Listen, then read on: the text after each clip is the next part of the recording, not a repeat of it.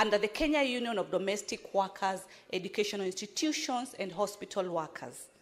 2, explain any measures in place to protect complainants and whistleblowers from victimization. 3, appraise the Senate on the status of complaints received by Kudeya, highlighting how cases relating to sexual harassment, intimidation, and discrimination have been handled over the last 3 years. And lastly, Mr. Speaker, to state whether Kudeya can suspend all the employment contract negotiations and collective bargaining for its members until they demonstrate genuine commitment and internal capacity to effectively address issues of sexual harassment, intimidation, and discrimination. Thank you, Mr. Speaker. Next is Senator Samson Chalage. You have 2 statements.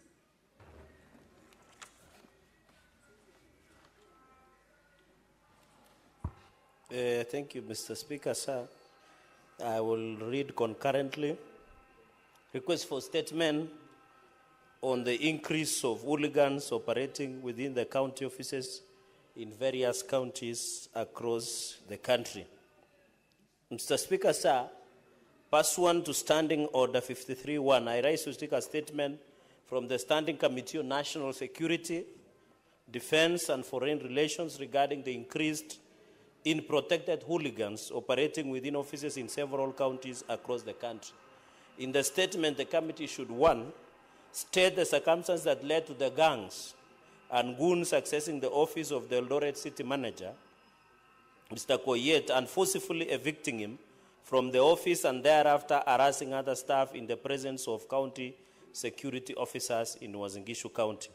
Number 2, Mr. Speaker, update the Senate on the status of investigations into the Uasin Gishu County headquarters incidents, giving reasons why the perpetrators have not been arrested to date, yet the incident happened in full glare of cameras, and highlighting the state of security for staff working in the county and other counties across the country, including what Uasin Gishu County government, the action they have taken.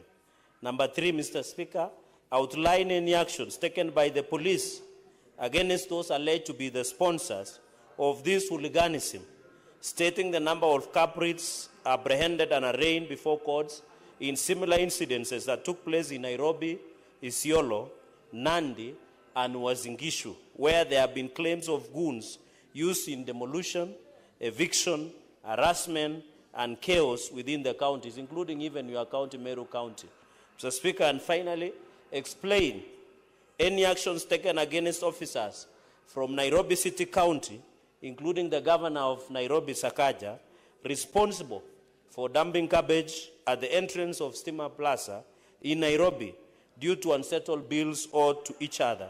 That is the county government of Nairobi and Kenya Power and Lighting Company, KPLC, thus posing a health hazard to staff and the public after that incident. Mr. Speaker, the second statement. Mr. Speaker, sir, I rise pursuant to Standing Order 53.1 to seek a statement from the Standing Committee on Health on the state of Kapsabet County Referral Hospital and the other health facilities in Nandi County. Mr. Speaker, sir, in the statement, the committee should, 1, provide the current state of drug supply at Kapsabet County Referral Hospital and other health facilities in Nandi County, including details of available stock, debt owed to suppliers by the county, and existing arrangements with the suppliers for the supply of drugs and related consumables, and any other supplies. Mr. Speaker, number two, explain the reasons behind the persistent shortage of drugs in Nandi County and more so in these facilities, which has forced patients to purchase medication from pharmacies outside hospital.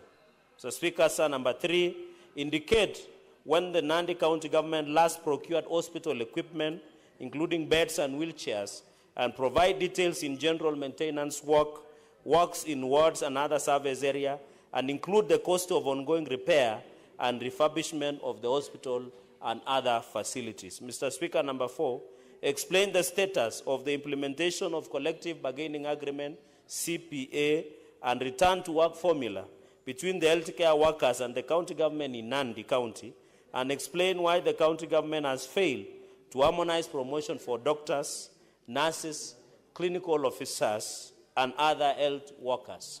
Mr. Speaker, and finally, update the Senate on the agreements in place to address ongoing strikes by clinical officers, including who are making noise outside there, and the shortage of health workers across the country and county, which has resulted from the recent mass dismissals, leading to the closure of key facilities, including Kabiet Sub-County Hospital, Maraba Sub-County Hospital, Kobuchai Hospital, and Mosoriat Sub-County Hospitals, which are major health facilities across the county.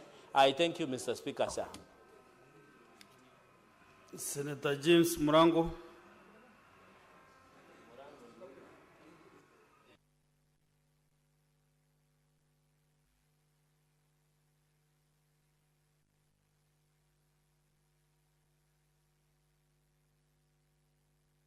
Do you have any instructions?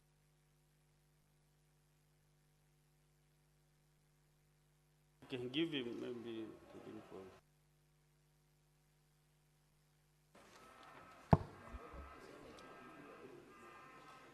Mr. Speaker, sir, I rise pursuant to Standing Order 53-1 to seek a statement from the Standing Committee on Education regarding the challenges facing teachers' medical cover.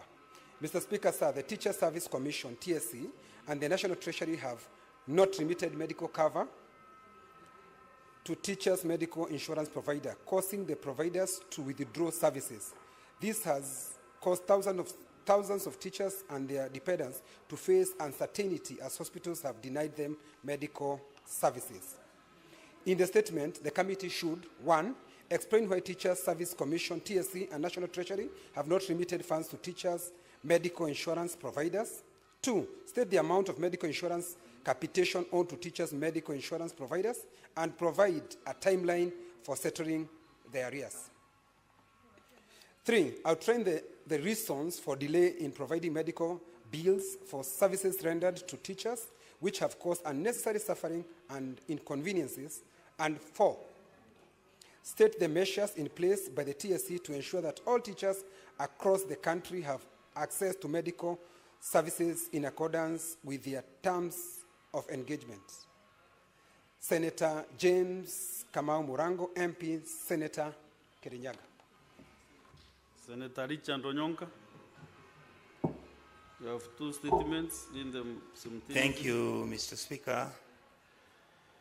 Mr. Speaker, I rise pursuant to Standing Order 53-1 to seek a statement from the Committee on Lands, Environment and Natural Resources regarding the ongoing land dispute involving Mrs. Agnes Kemuma Bichanga, a resident of a place called Chirichiro sublocation, Ibeno location, Keumbu sub-county, Kisii County, who has been subjected to an unjust eviction order from her late husband's parcel number, Nyaribari Church in Nyantrago 894. Mr. Speaker, Mrs. Bichanga is 80 years old. She's a widow. She has resided on the said parcel of land since her marriage to the late Mr. Bichanga Nyaosi for over 55 years. However, following her husband's demise on 28 September 2002 and a subsequent burial on the 3rd of October 2002, a claim on this land in which Mr. Nyaosi was buried was made by a Mr. Johnson Aranga Angwenyi barely 3 weeks after the old man had been buried. This Mr. Johnson Aranga allegedly claimed ownership to this property without any proof. This matter has since been the subject of a protracted legal battle marred by irregularities, including missing court files, suspicious land transfers, threats to the old lady, Mama Bichanga, and fraudulent dealings within the land registries of Kisii County. In light of the foregoing, Mr. Speaker, I ask therefore the committee to, number 1, investigate the records from the Ministry of Lands, the green cards on this property, which indicate the multiple questionable transactions, if any, including transfers of ownership to unknown individuals and a suspicious issuance of a title deed to Mr. Ngwenyi on the 14th of November 2002, just 2 weeks after Mr. Nyaosi had died. Mr. Speaker, number two, I would like the committee to shed light on the circumstances that led to the referral of the case to the Keumbu Land Disputes Tribunal, explaining why the case was to proceed in the absence of Mrs. Michanga, who was a bit unwell, thus denying her the right to a fair hearing, and clarify the subsequent enforcement of the tribunal's decision by the Keroka law courts in the state of the Kisii law courts. Mr. Speaker, the Keumbu law courts are in Kisii County and the Keroka law courts are in Nyamira County. Number three, I would like the committee to investigate the cause and nullification of the alleged fraudulent land transactions that have led to the irregular issuance of a title deed to Mr. Ngwenyi, while recommending the suspension of any eviction orders to against Mrs. Bichanga, pending a thorough review of the case by the relevant government agencies, including the Ministry of Lands and the National Land Commission. Mr. Speaker, number four, I would like to persuade the committee to ensure that justice prevails for Mrs. Agnes Kemuma Bichanga by compelling Mr. Ngwenyi to compensate her for the pain caused and any monetary cost that she may have incurred in pursuit of justice, while ensuring the protection of widows' land rights by enforcing existing laws that safeguard the vulnerable individuals from land depossession, and recommend action against any public officials found complicit in facilitating such fraudulent transfers and transactions.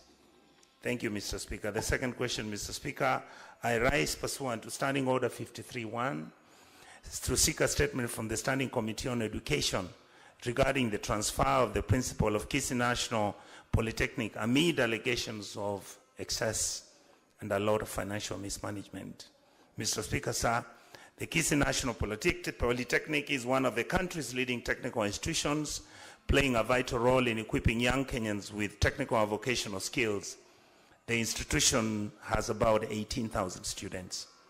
However, Mr. Speaker, recent reports have raised concerns about the financial mismanagement within the institution, which, coincidentally, Mr. Speaker, and I'm sure somebody knew that this question was coming to this House, the principal who these allegations have been leveled against has just been transferred to another institution. Mr. Speaker, the Auditor General's reports and other investigative findings from these institutions have highlighted significant financial discrepancies, including misappropriation of student fees, unauthorized expenditures, delays in infrastructure project completions, and as a result, much need to be explained.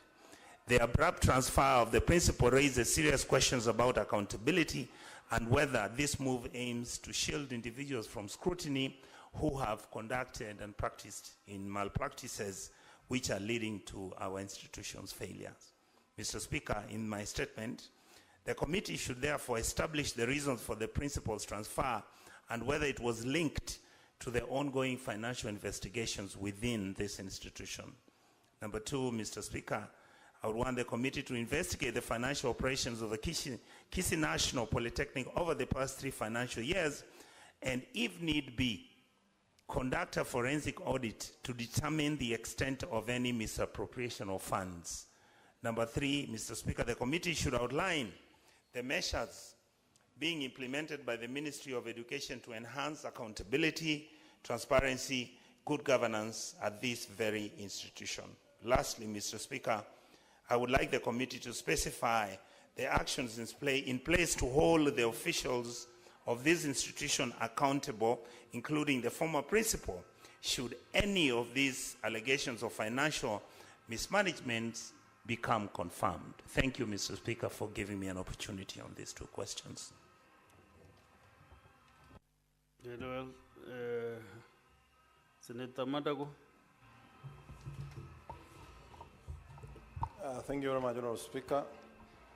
Honorable Speaker, I rise pursuant to Standing Order 53-1 to seek a statement from the Standing Committee on Finance and Budget regarding the value-added tax reimbursements to bakeries and confectionaries. In the statement, the committee should provide a list of all bakery and confectionery business registered with the Kenya Revenue Authority. 2, table a report on all VAT reimbursements claims already paid for financial year 2023-2024 for the registered companies in the bakery and confectionery business. And 3, provide data on the total amount of VAT collected from these companies in the financial year 2023-2024. I thank you, Mr. Speaker. I understand you have 2 more statements. It's one statement? Okay, fine. That's okay.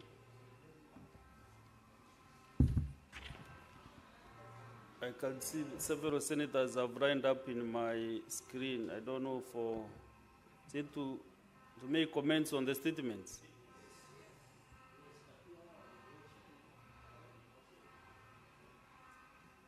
Okay, we can spend another 25 minutes to do that. Let's start with the Senator Okechendi. 2 minutes each, 2 minutes only. 2 minutes. Thank you, Mr. Speaker. I wanted to make a statement, support the statement.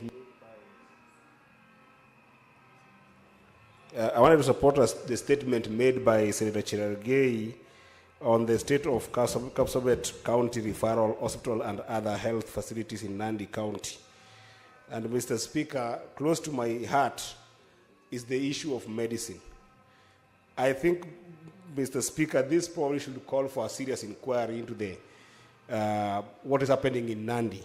Because what is happening, Mr. Speaker, is that there is a lot of conduit business that is happening in this hospital. It cannot be that every single time, Mr. Speaker, that we rise in this house, it is synonymous that every single referral hospital in this country, people are being sent to go and buy medicine from outside their hospitals, Mr. Speaker.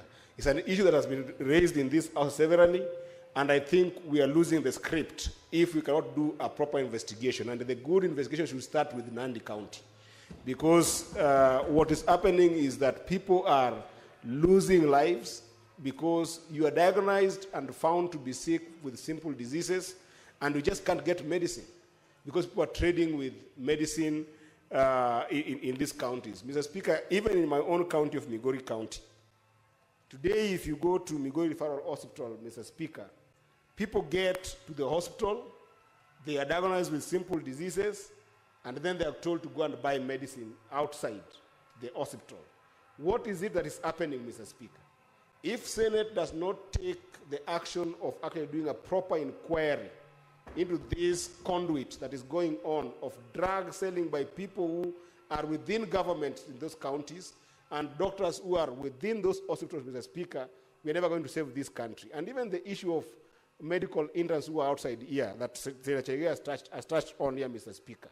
It also goes without saying that these medical interns constantly do operations in our hospitals. Yes, next is Senator Joe Nyutu.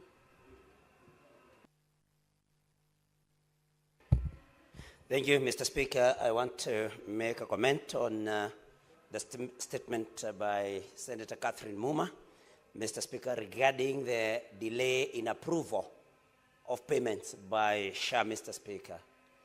This is a matter of national concern. And this is a matter, Mr. Speaker, that we have really conversed about, that we have problems with SHA. But unfortunately, Mr. Speaker, everybody has been denying that there are problems with SHA.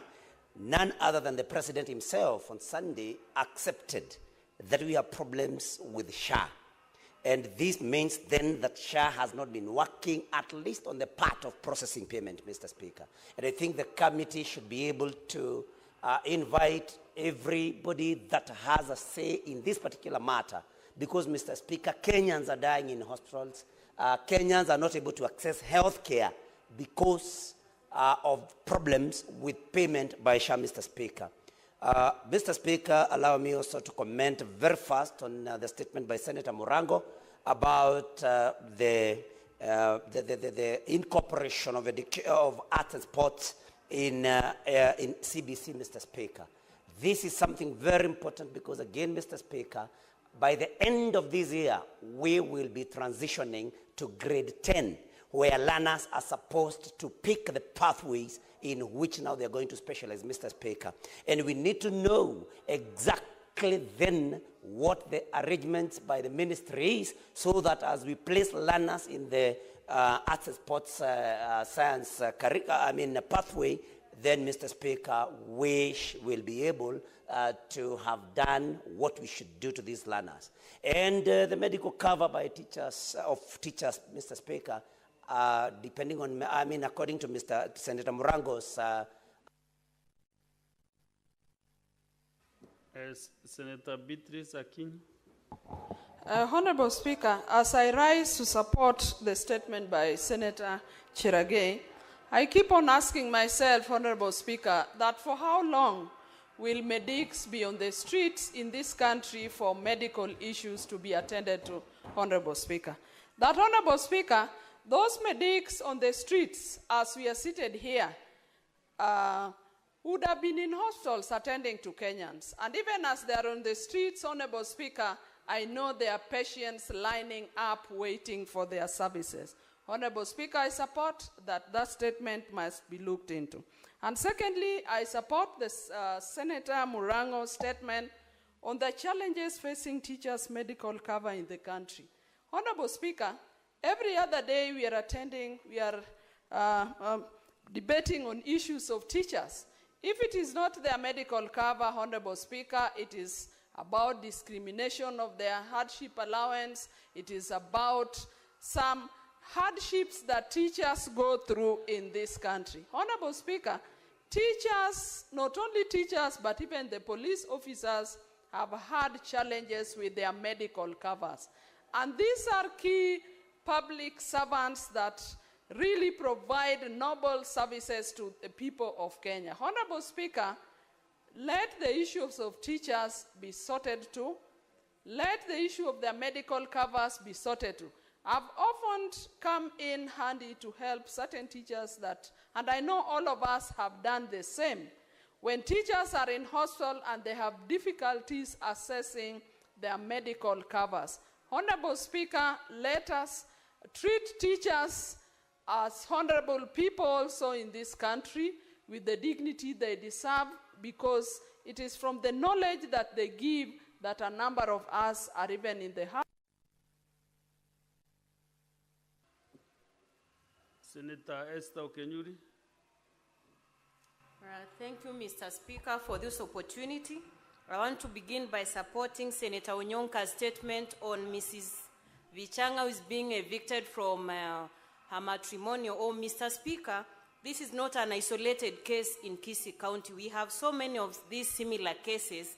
In fact, there is one in Bomachoge Chache, which is similar. And I want to fault the ministry on this, because the ministry is failing on sensitization for succession issues. So many other families in Kisii are not willing to undertake succession because lack of information. Mr. Speaker, I also want to support the statement by Senator Murango on medical cover for teachers. I was attending a funeral last weekend in Omo Socho in Bomachoge Chache constituency, and teachers from that funeral were in serious cries of why this is actually happening at this time, Mr. Speaker. We do not want to be a country that only understands the language of civil strife. Let us listen to the pleas of people and act accordingly, Mr. Speaker, because the decisions we make in this house are life and death decisions. Thank you. Senator Aminda Kibwana.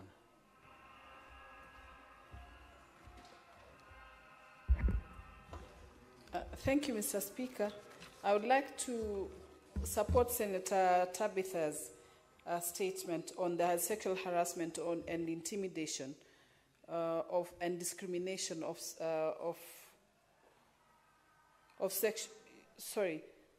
Union Domestic Workers. It's really unfortunate, Mr. Speaker, that that issue, in fact, in this era exists. It's unfortunate that our girls who go out there to work, to earn their living, are harassed, they're intimidated, and we need to speak up. We need to speak up. Mr. Speaker, there are many trainings that have been done for such workers, yet it has not, helped. These agents who insist on is it facilitating or transporting or doing whatever with our girls out there in different countries, and especially Middle East, it has really become an eyesore. It is unfortunate, Mr. Speaker, and this needs to be called to a stop. Mr. Speaker, I would also want to support Senator Cherargei's statement on the shortage of in Kapsabet County Referral Hospital on health facilities. Mr. Speaker, when we went round during our tour with the health committee, we realized hospitals don't have drugs, hospitals don't have oxygen plant, yet even the gas containers are empty,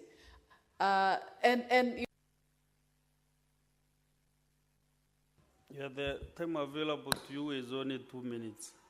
So you choose what to... Senator Seki Lenku or Kanal. Thank you, Honorable Speaker. I also rise to support a statement from by Senator Mutinda on the same issue of sexual harassment on staff of the institution that has been mentioned in the statement. Honorable Speaker, this issue has occurred in different forms within a period of 1 week or so. I remember we had the same similar problem in Magadi last week, Honorable Speaker, where we had a very serious case where members of Kajiado area of Magadi, Soda, has been terrorized by none other but somebody called Lorgali. And we had the same problem. I think this is a very serious issue. We really need to pray that God will intervene to our young men and even men who are forcing people. And these things, sometimes it's very important that people to understand that these things, you need to follow the right procedure. Otherwise, I also want to support the Honorable Morango statement on the teachers' medical cover. Honorable Speaker, it's not just teachers. It is almost the entire public service. We have a very big problem now in Kenya where police are not covered. And even they are covered, there is no remuneration, there is no money paid to the insurance companies by government itself. You remember when we had the cabinet secretary here of health, she couldn't explain herself for us to understand why government is not paying NHIF or even SHA. They have their own ways of...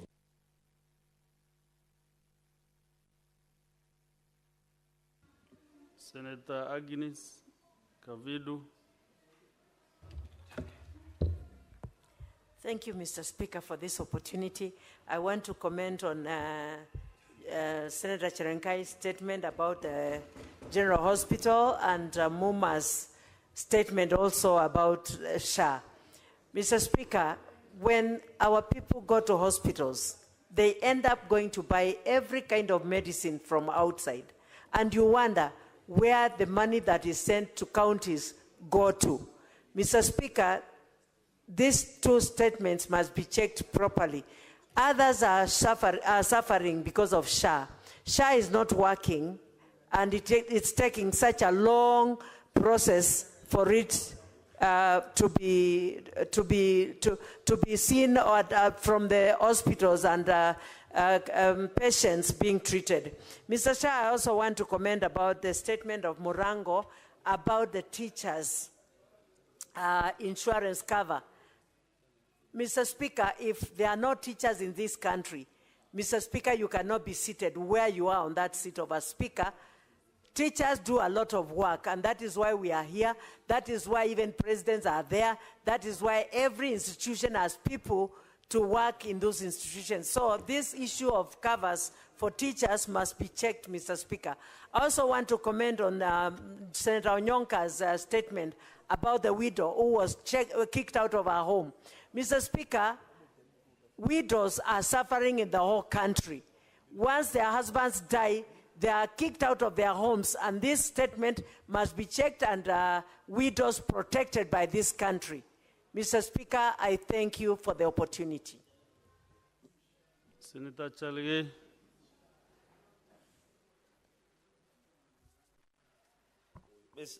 Mr. Speaker, I just want to support statement on teachers' medical cover by Senator Onyonga, Mr. Speaker, and agree that teachers suffer. If they are not fighting for hardship allowance, they are fighting for medical cover. If they are not fighting for medical cover, they are fighting for CBC implementation, Mr. Speaker. And I'm happy the Chair of Education, the brand new chair, she's in the house. And her full. Mr. Speaker, the sad thing, when teachers retire, they use their retirement years to chase around the benefits from Teacher Service Commission. It is very unfortunate as a country. We are never grateful to teachers, Mr. Speaker. So this issue of medical cover must be addressed, Mr. Speaker. This is a crisis to teachers. I know of a number of teachers who are suffering, Mr. Speaker, because no one is taking care of the employer, which is supposed to be the Teacher Service Commission, Mr. Speaker, should be protecting teachers. But they are the oppressors, Mr. Speaker, the Teacher Service Commission. They should be facilitating, Mr. Speaker. Even the police officers, even as they protect us, their medical cover is in chaos, Mr. Speaker, that should be addressed. So I support this statement on medical cover, Mr. Speaker. Let teachers be given what rightfully belongs to them. It's not a privilege, it is the right under the Constitution. I thank you, Mr. Speaker, sir. Senator Kalenyam.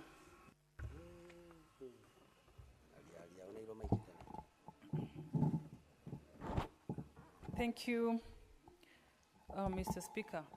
I want to support the statement by Senator Tabitha Mutinda on sexual harassment in Kudeya, the Kenya Union Domestic Hotels and Educational Institution and Hospital Workers Union. Mr. Speaker, the Sexual Offences Act describes any sexual advances that are from a co-worker or as a person who is senior to you in employment that they are supposed to know are unwanted or had every reason to know that the sexual advances are unwanted. Mr. Speaker, in this day and age, it's very unfortunate that we are talking about this old age practice that was addressed those many years ago, and it's been a while since I had such allegations. I want to ask the Committee for Labor to thoroughly investigate this issue and recommend charging and prosecution of the culprit, Mr. Speaker. I also want to recommend that the Sexual Offences Act include in its definition for sexual harassment comments under sexual comments in social media, Mr. Speaker. Today, as women, we will agree that there is a lot of sexual insults in social media when you make a post on anything that has nothing to do with sex or is not even.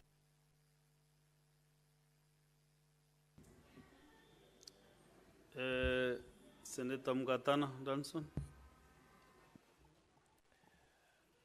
Bwana Spika, ningependa kutoa maoni kuhusu statement ya Mheshimiwa Senator Catherine Muma kuhusu janga la madawa ya kulevya hasa kwa vijana wetu. Bwana Spika, ningependa kamati wakiwa wanaangalia swala hili wajaribu pia kuangalia vile hali ilivyo haswa wakati wa likizo. Wananchi wengi wanajua ya kwamba, na haswa katika kaunti yangu, watoto wanajifundisha kula miraa, kuvuta sigara wakati watoto wameenda likizo. Tunataka kujua, wakati hii kamati inafanya investigation yake, wajaribu pia kuangalia ni pesa ngapi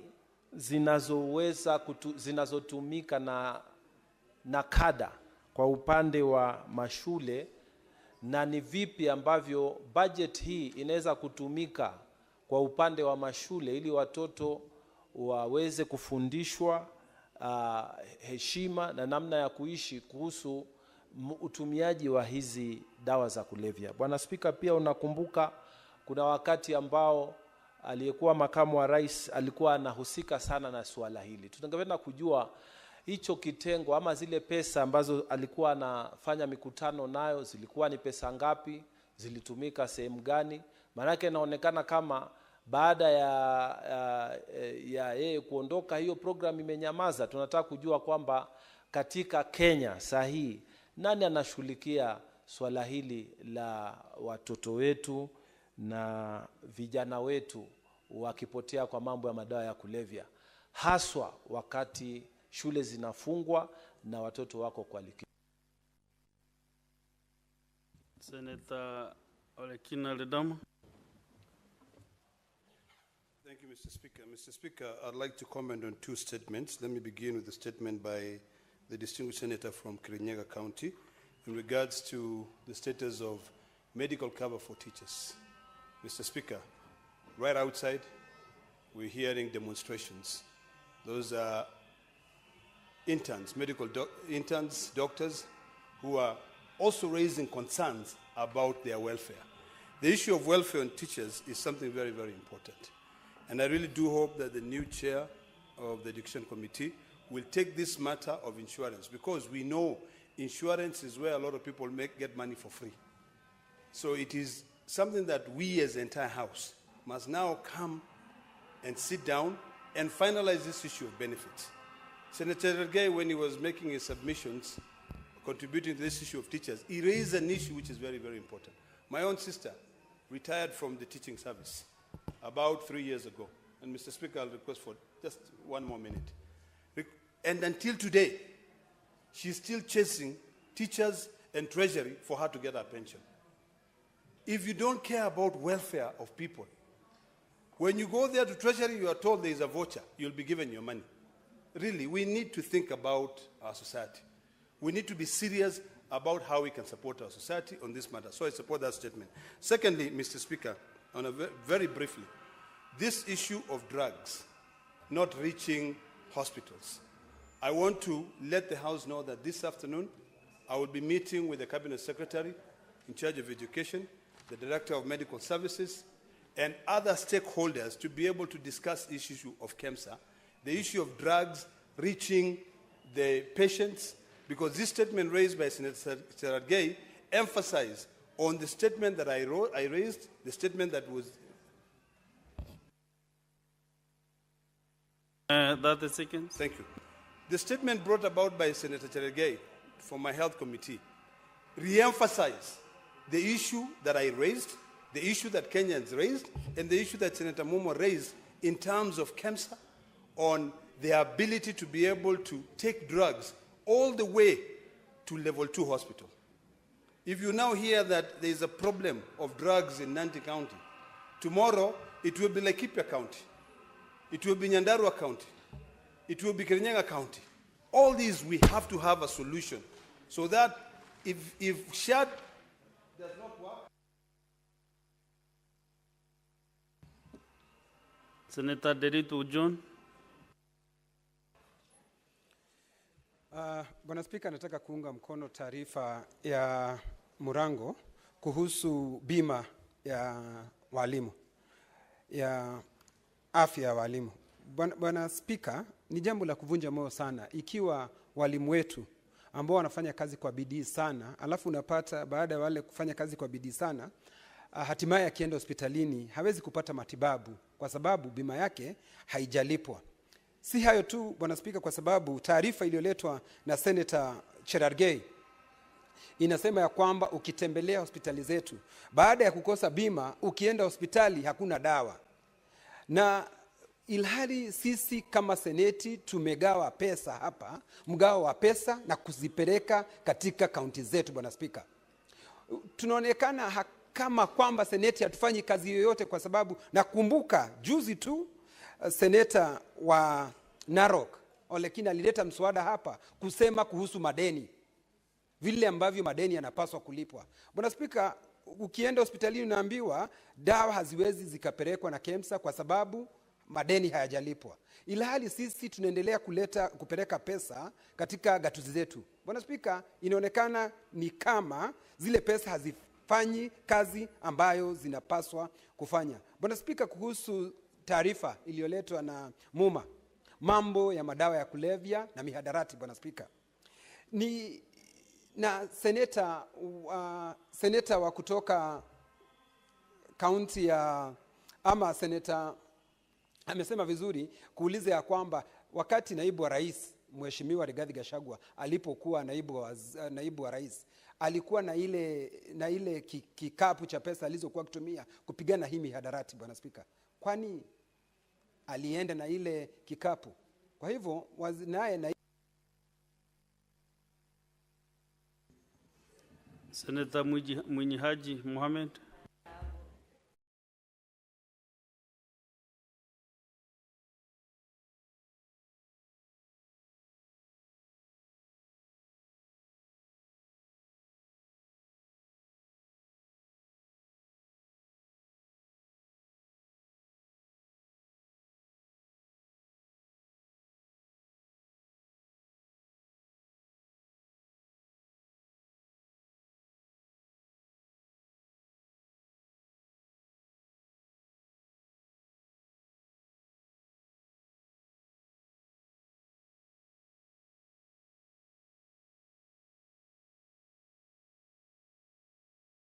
Basa akalaunch vita dhidi ya madawa, lakini ilikuwa ni kama upepo tu wa kupita. Baada ya hapo hatujaona jambo lolote kubwa ambalo limefanyika kuweza kupambana na madawa haya. Vile vile, Mheshimiwa Spika, japokuwa serikali imeanzisha vituo vya kutibu wagonjwa, kwa mfano pale Miritini kiko kimoja, na serikali ya kaunti ya Mombasa iko na kingine pale Freya Town, vituo hivi Mheshimiwa Spika havitoshi, na inapaswa Mheshimiwa Spika swala hili liangaliwe zaidi, kwa sababu hata mule katika vile vituo Mheshimiwa Spika madawa bado yanauzwa, na mara nyingi mambo ya usalama, mambo ya polisi ni mambo ambayo yako kwa serikali kuu. Kwa hivyo serikali za kaunti haiwezi kufanya jambo lolote kuweza kupambana na mihadharati kikamilifu ikiwa polisi wanatepetea katika kazi hiyo. Mheshimiwa Spika, Kenya hakuna kiwanda cha madawa, lakini madawa haya yanaingia kupitia mipaka yetu, na mipaka hii iko na polisi, iko na migration, iko na DCI, iko na watu wa usalama wa nchi. Kwa hivyo utashangaa Mheshimiwa Spika, madawa bado yanaweza kuvuja yakaingia yakaja yakaathiri vijana wetu. Kwa hivyo Mheshimiwa Spika, mbali na kwamba kamati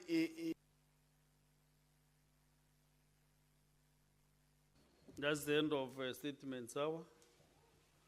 We go to the next order.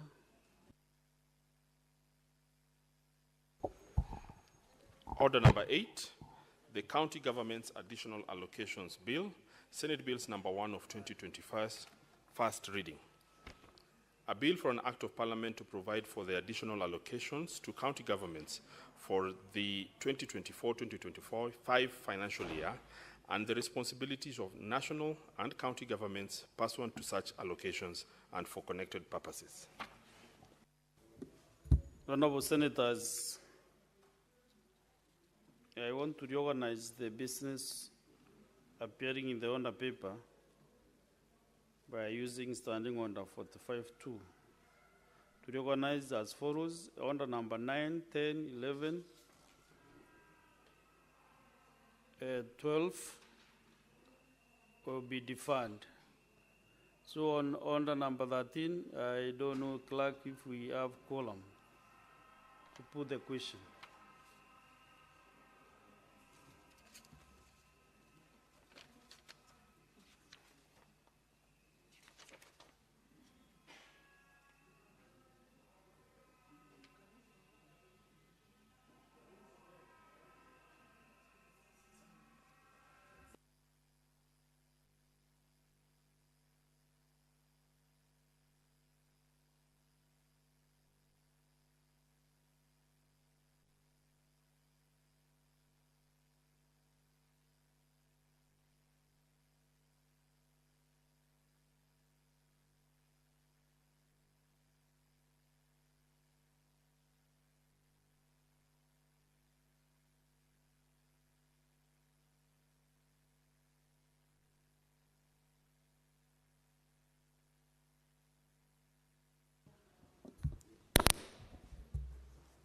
So, honorable senators, Senator Mambe Nfaki.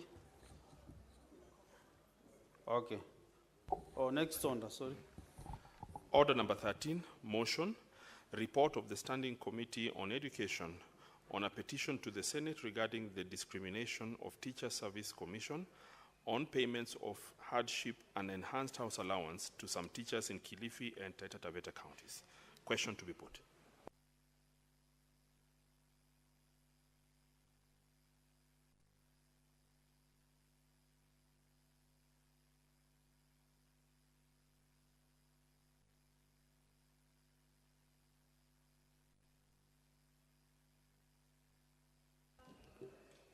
Honourable Senators, I put the question that the Senate adopts the report of the Standing Committee on Education on a petition to the Senate regarding the discrimination by Teacher Service Commission, TSC, on payment of hardship and enhanced house allowances to some teachers in Kilifi and Taita Taveta counties, laid on the table of the Senate on Tuesday, 8 October 2024.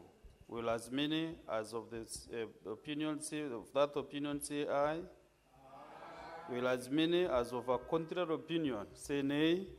The ayes have it.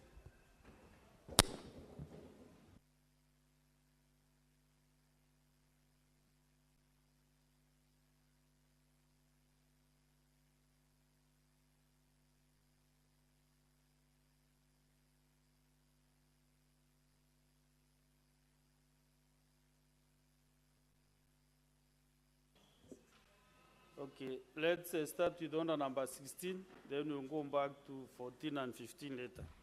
Next order.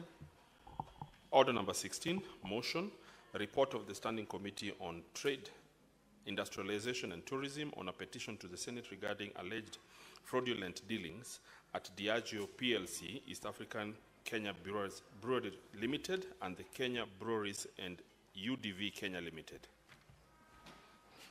Chairperson, Standing Committee on Trade, Industrialization and Tourism.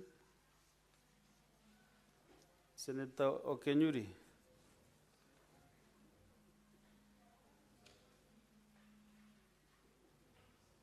I was almost calling out Senator Seki. Yeah.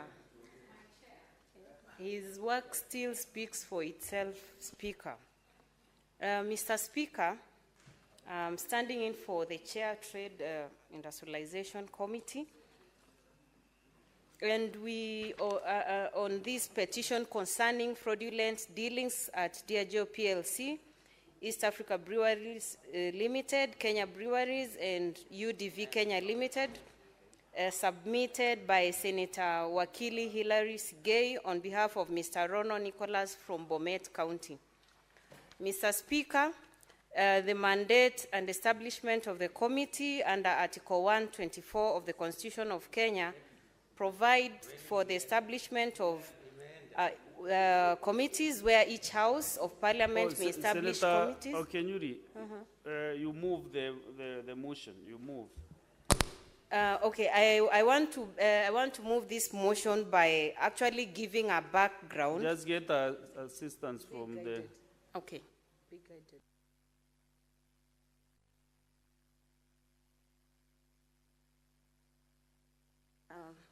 Thank you, Mr. Speaker.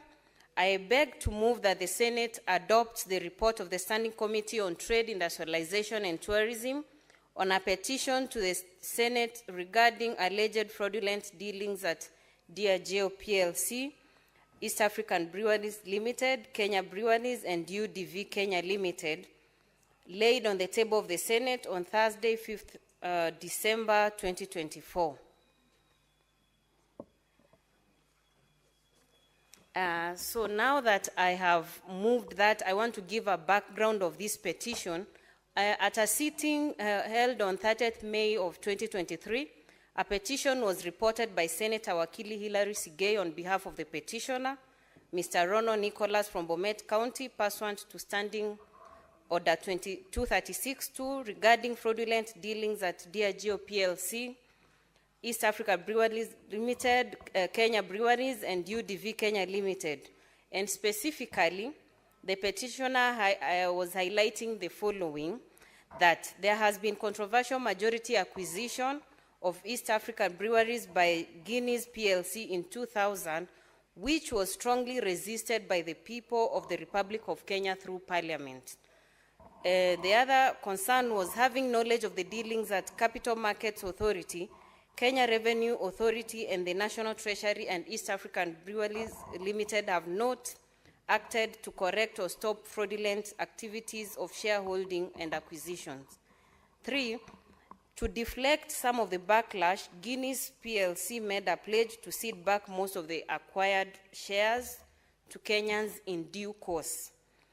4, recent acquisition of the extra 15% in EABL is a fraud upon the people of Kenya, as the shares are being acquired for an onward transfer to a new buyer at a much higher value for the benefit of shareholders and to the detriment of Kenyan shareholders who will be denied the benefit of the higher price that Diageo will get from onward sale shortly. 5th, employees of EABL have been bullied, coerced, threatened, and otherwise intimidated to sell their share options to Diageo PLC, which is against the laws of Kenya. Then there was an onward sale of Diageo interest in EABL has agreed with Heineken Castle Group, and purchase of an additional 15% shares is meant to ensure that Heineken Castle Group of controlling stake in East Africa Breweries Limited after the onward sale. The Kenya Breweries Limited, which was locally owned, possessed massive real estate in Kenya that comprised staff houses, staff complexes, godowns, and warehouses, factories, and other assets that had employed over 6,000 Kenyans.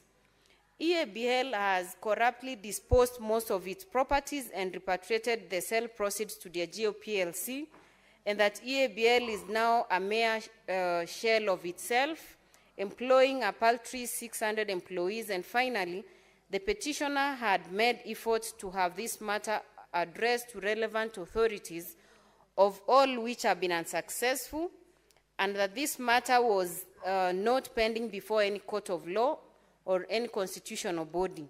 And the petitioner therefore prayed that the Senate investigates with view to recommending amendment to the Capital Markets Authority Act to cushion the shareholders from future manipulation. The committee acknowledged the contribution by the petitioner, Capital Markets Authority, East Africa Breweries, and the Competition Authority and the Kenya Revenue Authority for their detailed submission to the committee, which made consideration of the petition a success.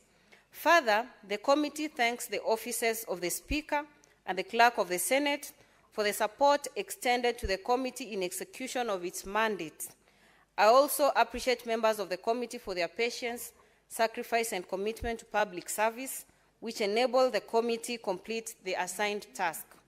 To enable a judicious disposal of the petition, the committee conducted an investigation and engaged with all relevant institutions and persons of interest in addressing issues raised in the petition as follows.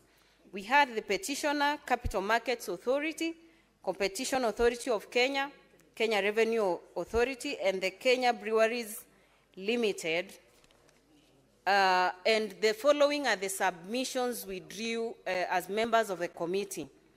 So following its consideration, the submission and evidence provided, the committee made the following.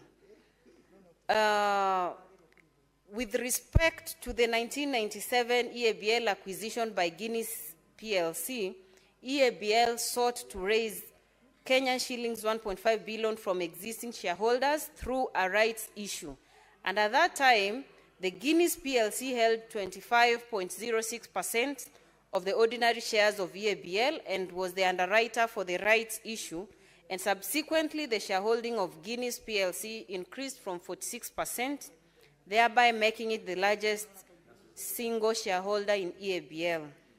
The other recommendation, the other observation is, following an internal reorganization in 2000, Diageo Kenya, a subsidiary of the Diageo PLC, increased its shareholding in EABL to 50.03%, through the consolidation of shares from Guinness Overseas Limited and Diageo Holdings Netherlands BV with no change in beneficial ownership. C, in October 2022, Diageo PLC announced plans to raise its stake in EABL from 50.03% to 65%. The Capital Markets Authority approved this acquisition on January 23, 2023, which reduced local shareholding in EABL to 35%. D, the tender offer was oversubscribed, receiving requests for 143.52 million shares against the 118.39 million that were sought.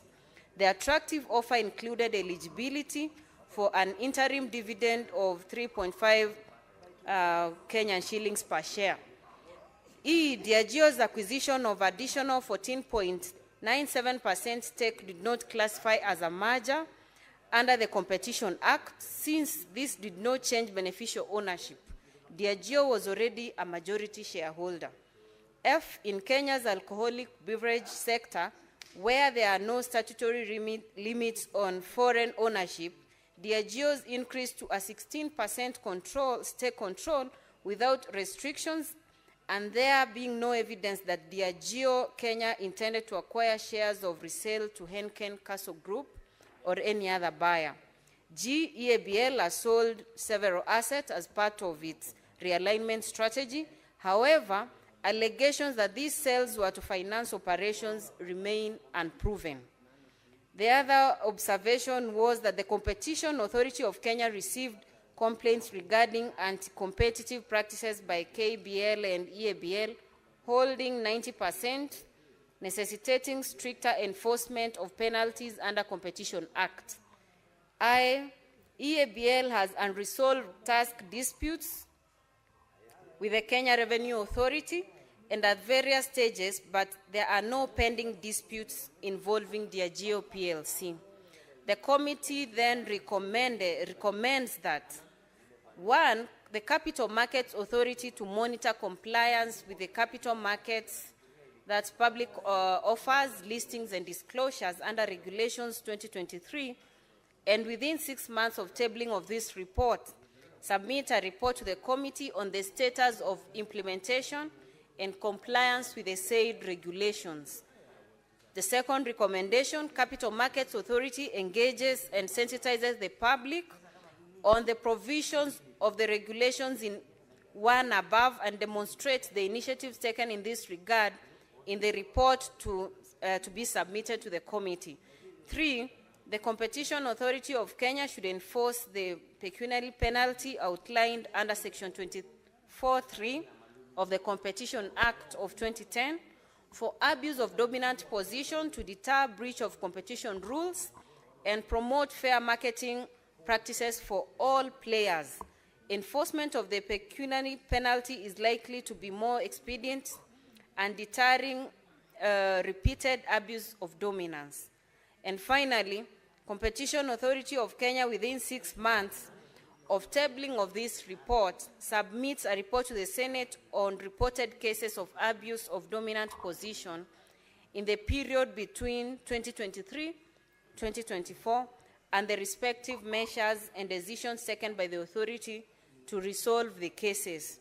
Mr. Speaker, sir, it's now my pleasant duty and privilege on behalf of the committee to present this report of the Standing Committee on Trade, Industrialization and Tourism on its consideration of the petition by Mr. Rono Nicholas concerning fraudulent shareholding activities and illegal acquisition of East African Breweries Limited, Diageo PLC, signed by the Senate Standing Committee on Trade, Tourism and Industrialization Chair. Thank you.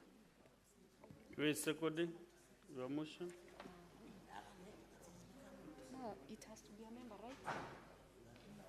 right? Mr. Speaker, sir, allow me to request Senator Cherargei to second this report. Senator Cherargei Samson.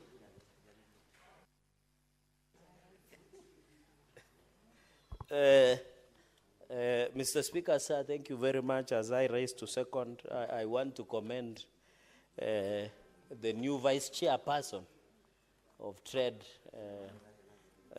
Honorable Esther Okenyuri. I think she's doing a good job. Just landed the other day, Mr. Speaker, as the vice chair. I was told she was elected and opposed, and therefore she's doing a good job. Mr. Speaker, the issue of East Africa breweries, which is very critical. ABL, Mr. Speaker, is one of our trademark. I remember when I was growing up, Mr. Speaker, one of the products that EABL produces was being told, pumzika baada ya kazi.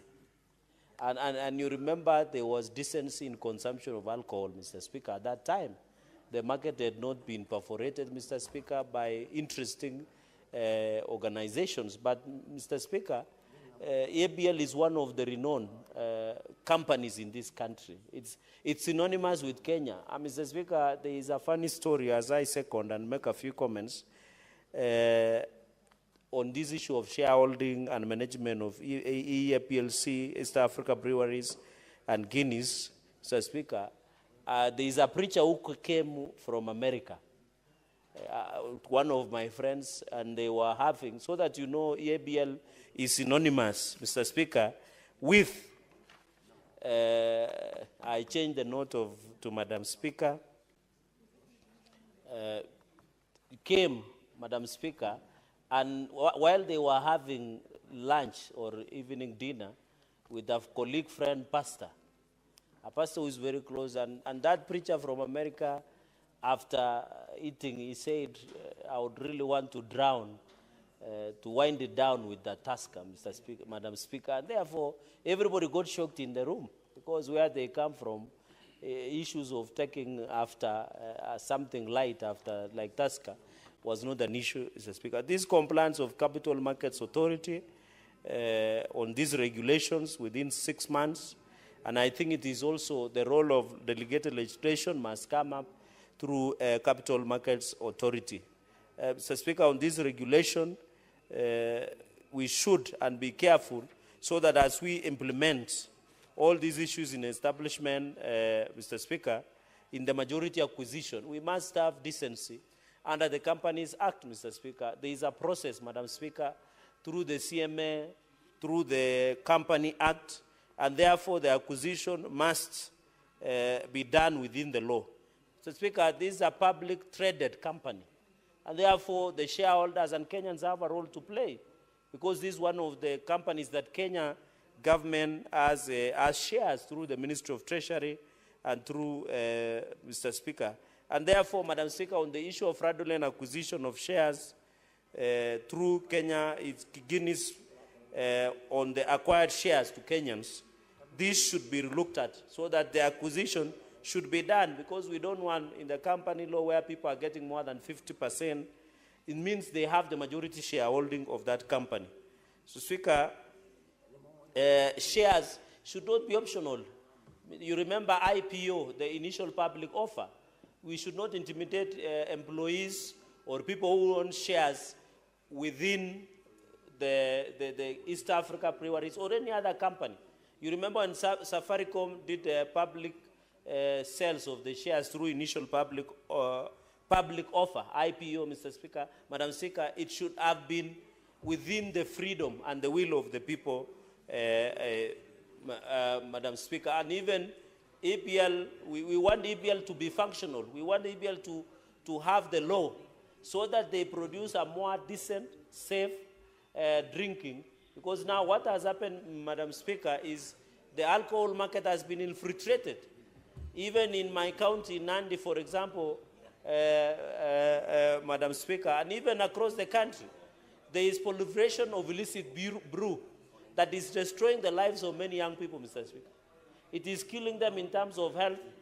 Mr. Speaker, Madam Speaker, sorry, it is also making them sterile. They cannot give birth or they cannot procreate. And the role of the man is to protect, promote, and procreate, Madam Speaker. So you can imagine the future of this country is bleak, where you're having young men who are shooting blanks, Madam Speaker. They cannot procreate because the alcohol, the illicit brew that is being sold does not meet standard. And therefore, the reason we are questioning, and I want to thank committee with these recommendations, under Capital Markets Authority in terms of shareholding and sales of shares, that it should be run above board. Because we want East Africa Breweries Limited to produce a more affordable drinks for even the people who do not have money.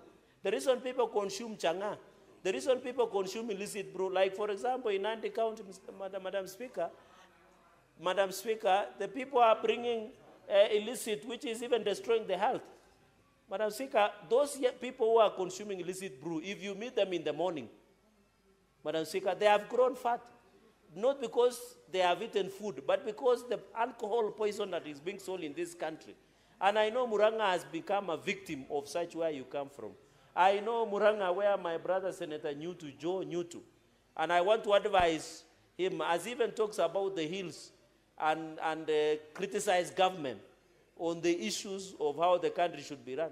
He should also be pushing for the issues of getting safe and clean alcohol drink within even Muranga and across the country.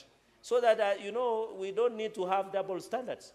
And I'm happy that he's talking about how shares should run, how the country should run. But he should not forget that many young people in Muranga and across the country are suffering because of consuming illicit brew that does not meet the safe and the standard that within Madam Speaker. So that we want East Africa to be run within the law, within the regulations, to produce affordable, I don't want to say cheap, affordable drink that cannot affect the health in terms of the functionality of the body and in terms of ensuring, Madam Speaker. So this acquisition, and I think the Capital Markets Authority should be in place. And Madam Speaker, I'm disappointed because all these organizations have been given power. Capital Markets Authority, there is what we call Competition Authority of Kenya, COFEC, which is Confederation of Protection of Consumers, Madam Speaker. We have left the Competition Authority and protection in terms of shares and running of our companies to big fish to take advantage of the situation. Madam Speaker, the issue of locally has employed over 6,000 Kenyans. Those include the employees, include also the distributors. And I remember, Madam Speaker, I saw the proprietor of the Deputy Majority Leader, the Senator of Nakuru, and she understands better how this business of selling alcohol and what have you in terms of distribution. We want EBL to be run above board, but not also to kill upcoming industries, because there is still a market that can be fulfilled. So these 6,000 employees that are both distributed, and I remember, Madam Speaker, the yesteryears billionaires of this country were, in fact, interestingly, EBL distributors. And therefore, this 6,000 workforce must be protected by all costs by ensuring that, Madam Speaker, that it becomes under sale so that we don't just sell to international. I'm told they are the companies who want to sell. How, Madam Speaker, when you go to Tanzania, for example, when you want to set up a business, Tanzanian government will never allow you to have majority. You understand, because you are a senior counsel in this country. They will never allow you. What is the Attorney General of the Republic of Kenya doing? What is the company laws? We are very clear that no foreigner should own more than 50% of locally owned company. It is the law. But if you allow multinational companies to come and buy out, like what is happening in Kericho, can you believe some of these tea estates, either even in Del Monte, whether you have it here, issues of multinational teas, majority of shareholders are people who stay in London or America or other countries.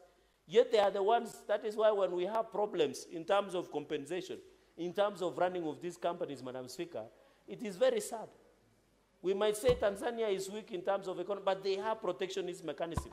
At Wesi, Madam Speaker, sorry for using the local, I wanted to say free liberal market, Amasoko Uhuru, with your indulgence, Madam Speaker, understanding on that number one. We should not allow our companies to have what you call free market or Sokouru. It will not be very good, Madam Speaker. And therefore, in terms of recommendation, because these are very brief issue of the committee, and through Diego Kenya, there was also what we call, there was 2 companies that were acquiring the Guineas public traded, and therefore, which means these shares, Madam Speaker, must be followed the law. And I want to warn companies, this issue of insider trading, they must meet. And you know, CMA, Capital Markets Authority, is the regulatory body. What are they doing? This is their job. Madam Speaker, our business in the Senate is to pass the law. The implementers must do their job so that we can have. And the reason some of us are pushing to ensure that East Africa Breweries Limited must be run above board, I have told you the reason. Most of our young people are dying because the alcohol that is being sold in market is alcohol that does not meet the standards of health, in terms of health, both of consumption and even the functionality of the human. And even, I want to challenge the Trade Committee through the Vice Chair. Let's also invite ABL. You should form an inquiry, because I'm told they are selling assets. They are also doing contracting farming. You are aware, Madam Speaker, where they come to your farm and do contracting farming for you to produce barley, which is majorly used as part of processing of alcohol. So contract farming, we must be told that what EBL is doing. I have met farmers who feel that they were contracted by EBL to do barley, but after some time, their contract has never been honored, Madam Speaker, in going into the future. The issue of distribution and the issue of asset sale, we are aware EBL have sold a lot of assets, but this is a public traded company. They should be accountable that how many assets are, like Kenya Railways, for example. I was here the other day, Madam Speaker, on the issue of Kenya Railways. Kenya Railways is a public company, but the MD and management of Kenya Railways are running it like a personal property, where they are leasing property in the major towns, where they are leasing things of Kenya Railways, because advantage of Kenya Railways, Madam Speaker, they have a lot of land. So these publicly traded companies must be held accountable. They cannot, and even under the principle of company law, it can reach a position where we are lifting the veil. I know you understand that principle. Even as I wish Senator Roba and other Muslims all the best during this month of Ramadan, Madam Speaker, as I wish Senator Party Leader of UDM, Senator Ali Roba, Captain, His Excellency, all the best, and other Muslims across the country, Ramadan and holy month of Ramadan, we must lift the veil. There is a principle in law, and you and me understand very well, that, and of course, our lecturers, SDC, Kishangi, understands this, that we must lift the veil to know what is this piece. And that is why I destroy the economy, Madam Speaker. Because the moment you don't lift the veil, you never know the insider trading and corruption and bad governance within the companies that you. And this is one of the reasons, and Senator Mongatana will tell you, the governance, corporate governance running of companies is a bigger challenge going into the future. Madam Speaker, the final point is on the issue of tax. I think Kenya Revenue Authority should be on high alert to ensure, even as we trade, even as shares are being sold. Madam Speaker, you are aware, and the members of Finance Committee are here. We are told the budget of Kenya, and we are doing budget policy statement, is 4.2 trillion. I'm told KRA is projecting to collect like almost 3 trillion in terms of on-source revenue. Not on-source, but the taxes. The public debt, Madam Speaker, is more than 10.5 trillion Kenya shillings. We are paying 1.something trillion. It means Kenya in the financial year of 2025-2026 will have a deficit budget. So we cannot allow such companies to get away in terms of share trading without taxes being paid to KRA so that we can have revenue. You can see the government has a lot of pressure to develop the country. Where I come from, Madam Speaker, and I want to thank His Excellency the President, on Thursday we were launching Koitalel Samoei University in Nandi Hills town. The reason it was delayed is because lack of funding, Madam Speaker, where we are constructing to a university called Koitalel Samoei University, one of our legends in Nandi and across the Kalenjin community. And he was also a freedom fighter, the Koitalel Samoei. And therefore, we are building a new university in Nandi Hills town, Madam Speaker, that will be used for many things. For example, in Nandi, we need a lot of tarmac roads across Muranga, many other areas. But KRA must be on high alert to allow the companies to pay taxes in terms of transactions that we are talking about, Madam Speaker. So I want to challenge the Committee of Trade to come up with these regulations, capital markets, and ensure that there is compliance through the capital markets public offers listing and disclosures. The companies must disclose, and therefore EBL cannot run from this trading. They must be held accountable, they must pay taxes, they must tell Kenyans what East Africa Breweries Limited is doing, because it's a public company, the government has shares, and the government must be, and the public must be aware, because this is a company that should be run.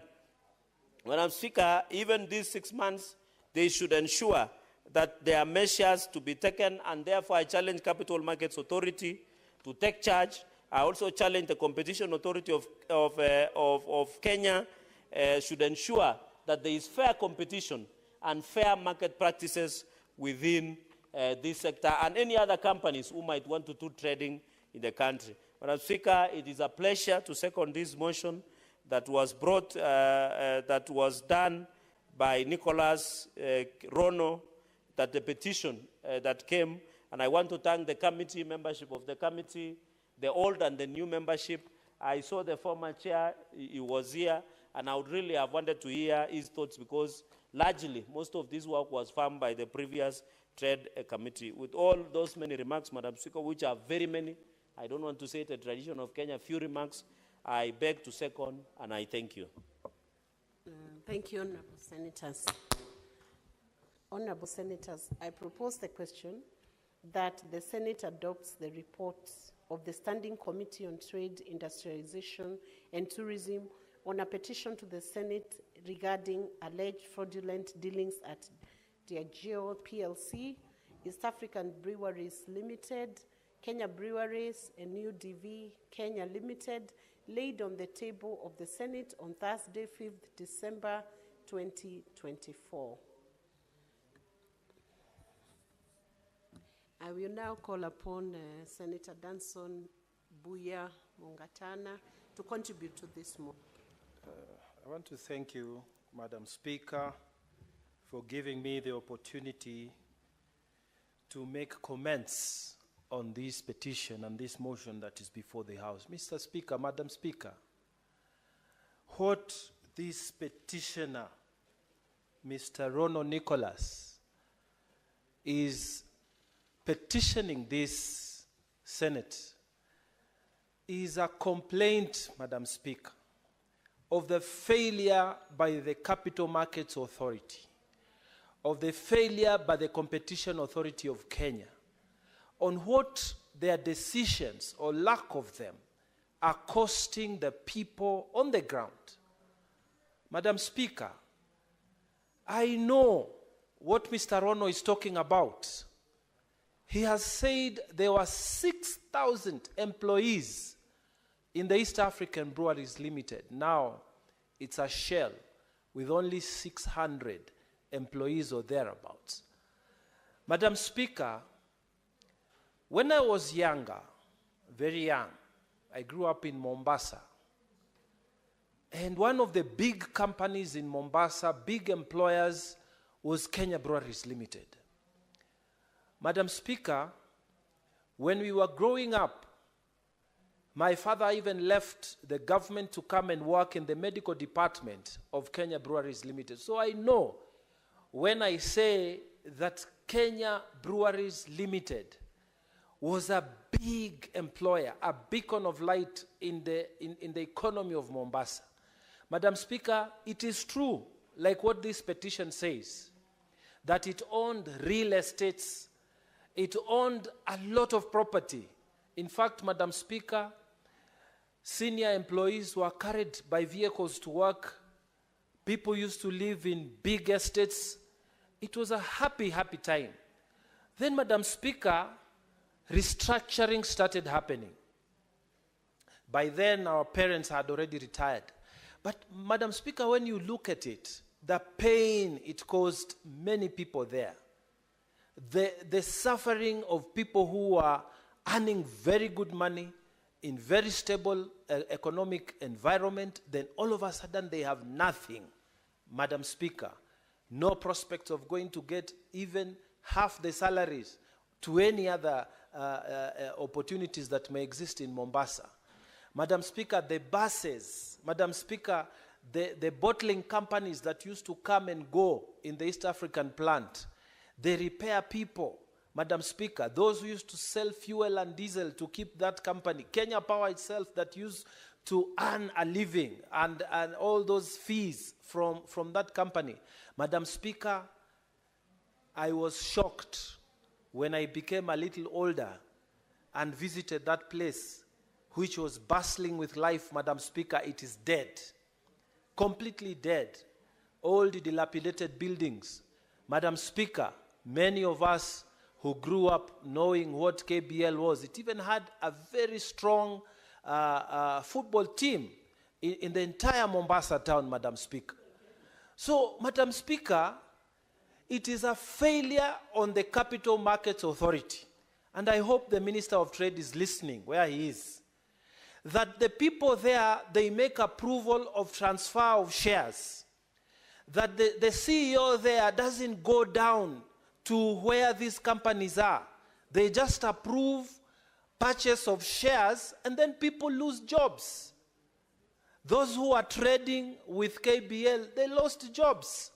The business people who are sustaining life and limb, they lost all those business opportunities.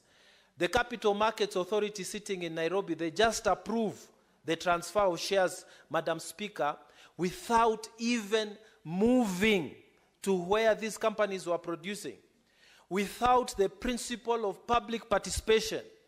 Madam Speaker, I entirely agree that we need to look at this law again.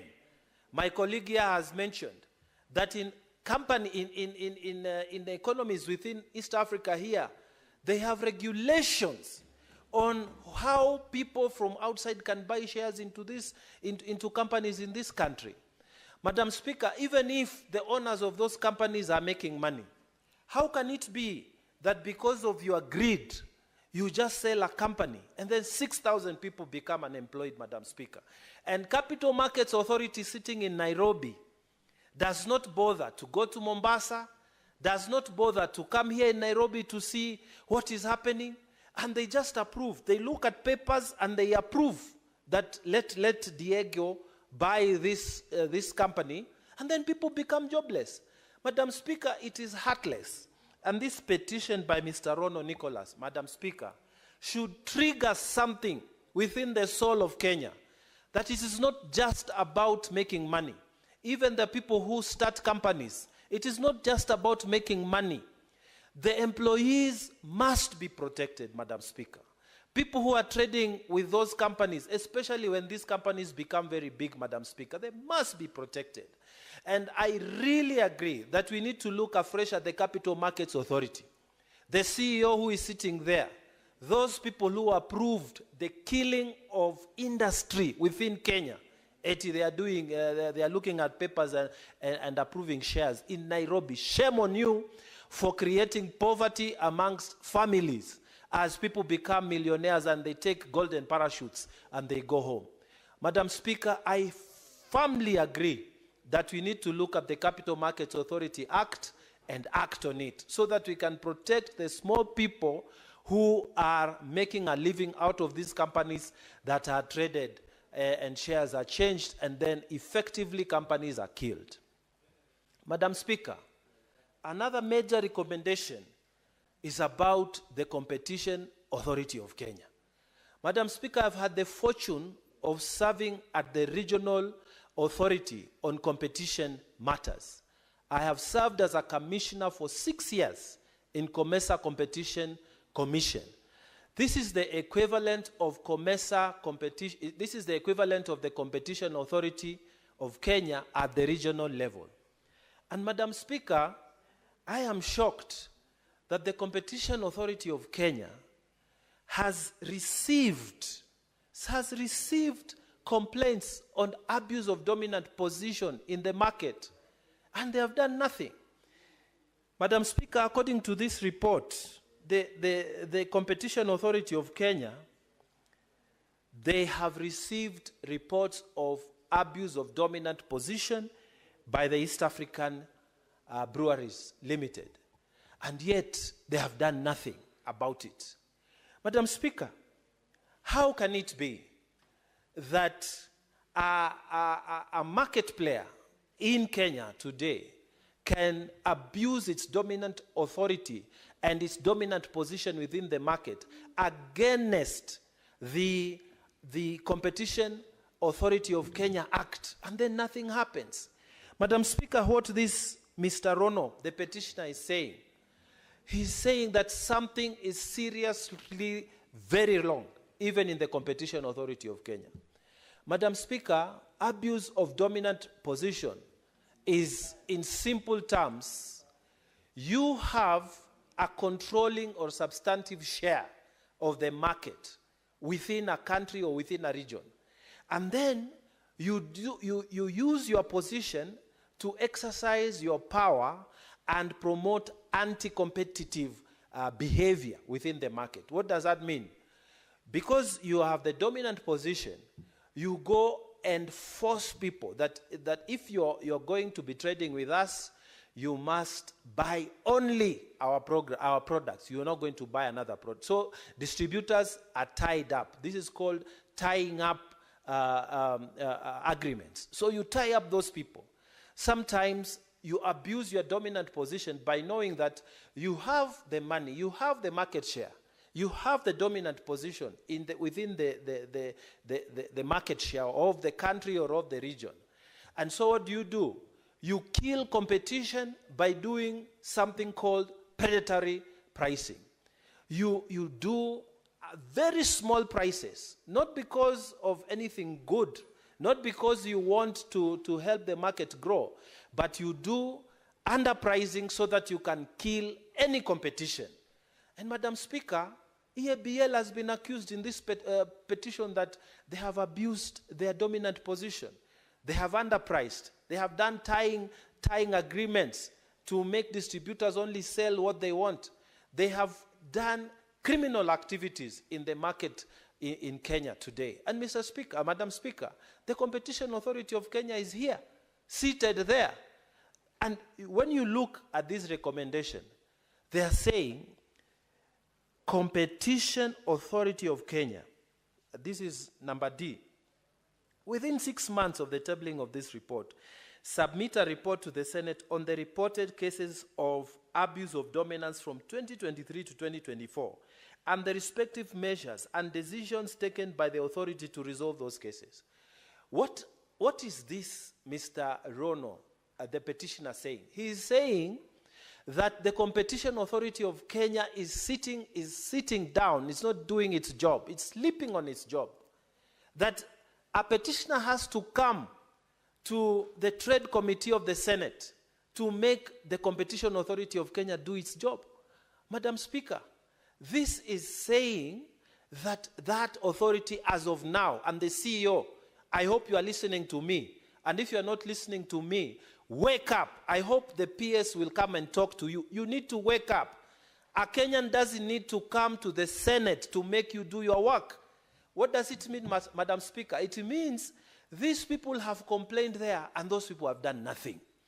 Madam Speaker, this petition and the recommendation of the Senate is an indictment on the Capital Markets Authority and its operations, how you can kill local industry and feel nothing about it, and it's an indictment on the Competition Authority of Kenya, how abuse of dominant position is happening in Kenya and you are doing nothing.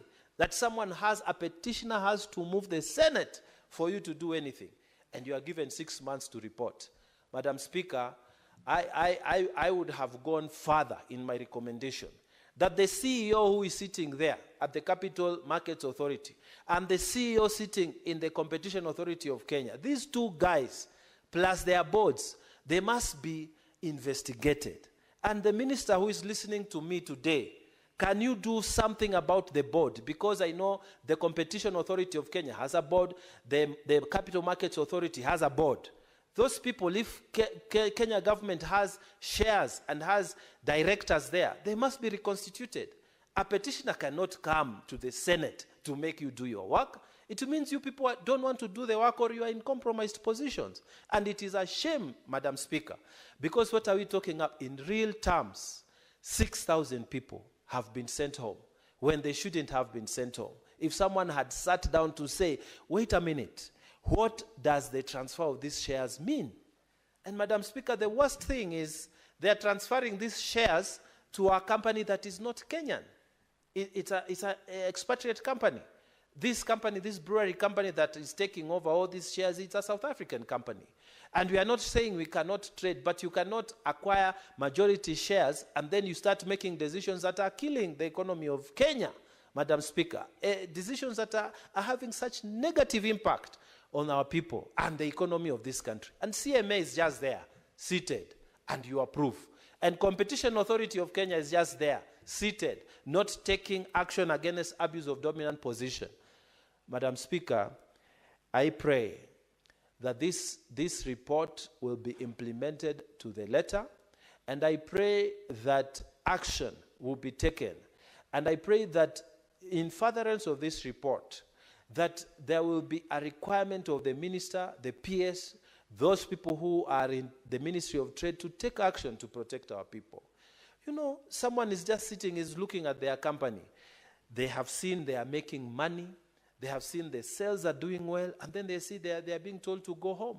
Madam Speaker, it is just terrible. We cannot just sit here. And he can't explain, because that person who is working there as an accountant, is working there as a small-time manager in one of these companies, he can't explain, why are we making so much money and then we are being told to go home after the company is being closed? Madam Speaker, we need to take these authorities that have been given the mandate to help create jobs, to help manage the economy, to take them to task. And these people, they must be punished, Madam Speaker.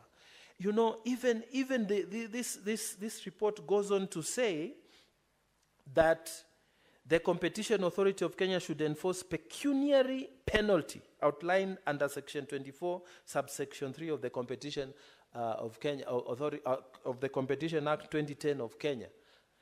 How can it be that the Senate must sit to tell you even the kind of punishment that you must execute against those who are creating trouble within the market in Kenya?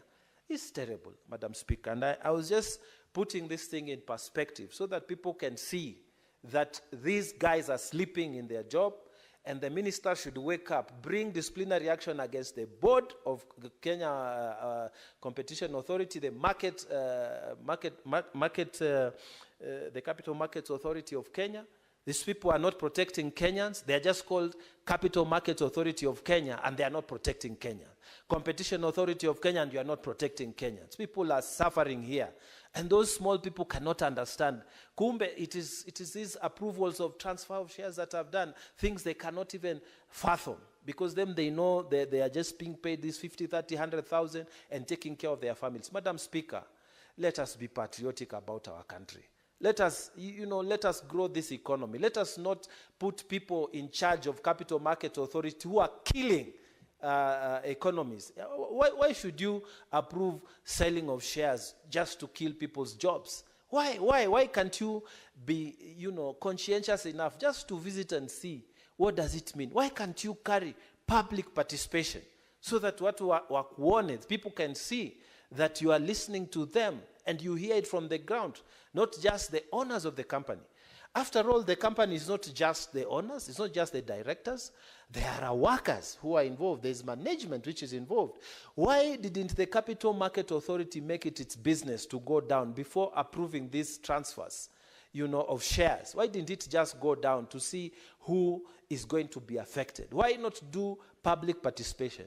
Madam Speaker, I think the recommendations here are very strong, and I hope that the committee will take its time to bring the necessary amendments to the Capital Markets Authority Act and the regulations, so that at least one requirement must be, the board must visit to see what is the impact of their action. When they approve this, how many Kenyans are going to lose jobs? What are the guarantees being given to those who are working in case there is change of ownership? Why, Madam Speaker, should we make people suffer so much? And Madam Speaker, I pray that this committee will make a serious follow-up action on this matter, Madam Speaker. I pray that this committee will even write to the minister, the cabinet secretary and the permanent secretary to make follow-up actions on these two institutions, the Capital Markets Authority and the Competition Authority of Kenya, so that they can start being sensitive to what Kenyans are suffering. Madam Speaker, with those many remarks, I really want to thank the Trade Committee for taking their time to listen to the petition of Mr. Rono. And I really want to congratulate Mr. Rono Nicholas, who has taken his time to bring to the minds of Kenya what is happening inside the markets in this country, and the dirt that is going on, and the oppression of the common people who are doing these jobs in these companies around Kenya. Madam Speaker, I support this report of the committee. Thank you. Thank you very much, Senator Mungatana. I now call upon, I see there are no other senators who intend to contribute to this motion, so I'll call upon the mover of this report, Senator S.C. Okenyuri, to come and reply.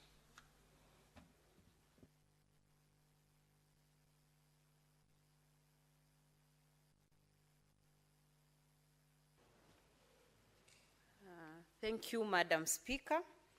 I first of all want to thank Senator Cherargei, who seconded this motion.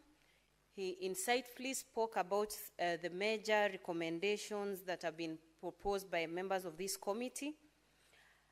And he surely has a grasp of what issues that the petitioner Nicholas Rono was raising. Madam Speaker, I also want to thank Senator Mungatana, the Tana River Senator, who has passionately spoken about the situation as it is. Madam Speaker, you can see the man-eat-man society we are in. In Swahili, if I say it, shamba la wanyama, well displayed by the contributions by the Tana River Senator. And I want to thank the members of the committee led by the outgoing chair, Senator Seki, who led this committee into investigating and listening to submission by the different stakeholders who are captured in this petition. And for surely taking their time and considering how lengthy and weighty this matter was, I want to specially thank them. And Madam Speaker, just to add a few comments. From the recommendations, you see there is a duration of 6 months, and I'm still a member of that committee and vice chair. So I want to commit that as a vice chair of this committee led by the chair, we are surely going to ensure that we are following up 6 months. Even before the 6 months, we want to follow up so that we know if whatever proposals we gave are being looked at, so that we do not have majority companies wanting to suppress the small shareholders, big companies suppressing small shareholders in those companies. So, Madam Speaker, allow me at this point, I just want to beg to reply, and pursuant to Standing Order 66.3, I request that putting of the question be deferred to another day. Thank you. Thank you very much, Senator S.C. Okenyuri. The putting of question is deferred to the next sitting of this House. That will be tomorrow, if the order paper allows. Next order. Order number 17, motion, report of the Standing Committee on Trade, Industrialization and Tourism on a petition to the Senate on the need for the introduction of the Hospitality Professionals Bill. Senator Okenyuri, are you still the one presenting that report on behalf of the chair? You may proceed.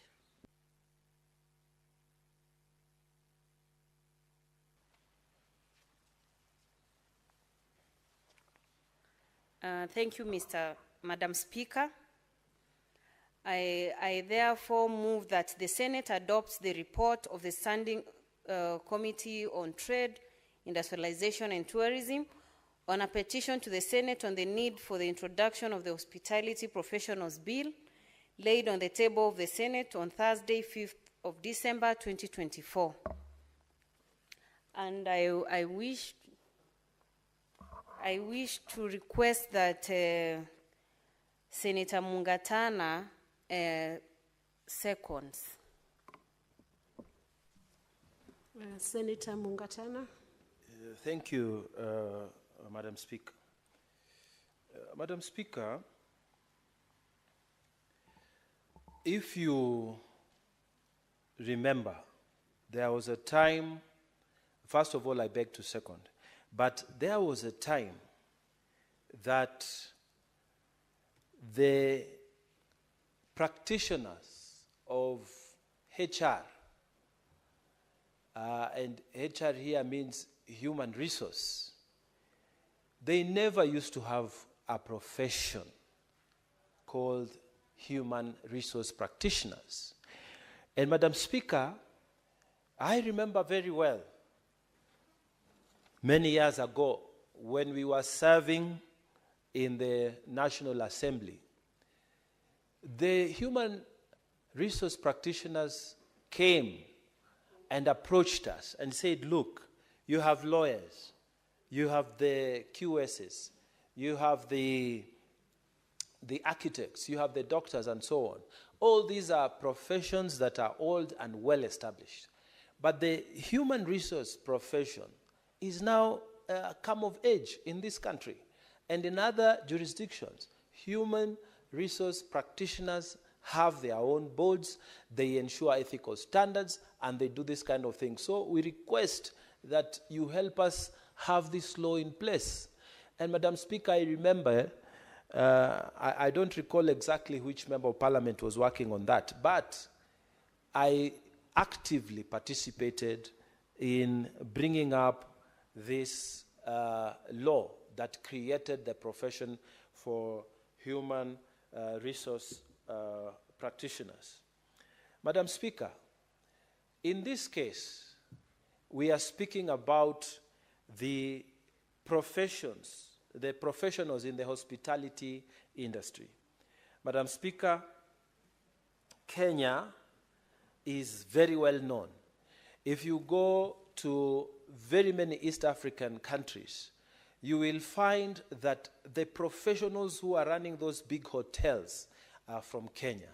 Madam Speaker, you will remember that when we went to South Sudan during the games in a few years ago, most of those hotels, the managers, the assistant managers, the caterers, they were people who had been trained in Utalii College here. Madam Speaker, during its heydays, Utalii College used to produce a lot of professionals who have gone to serve with distinction across East Africa and the rest of Africa.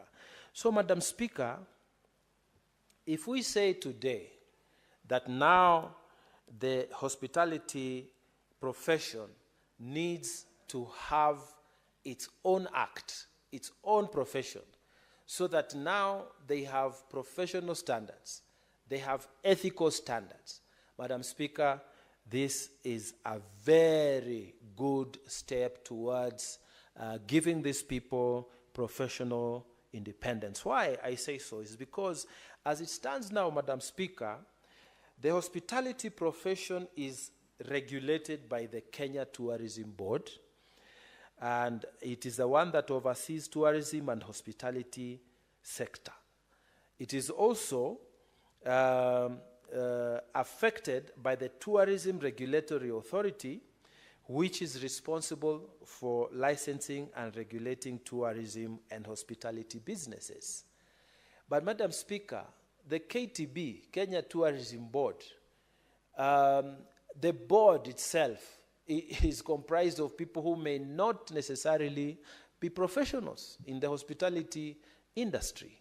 And maybe the management may be, but the people who sit at the board are people who may not necessarily be professionals in that field. So can you imagine, Madam Speaker, that you are a professional chef, You are a professional hotel manager.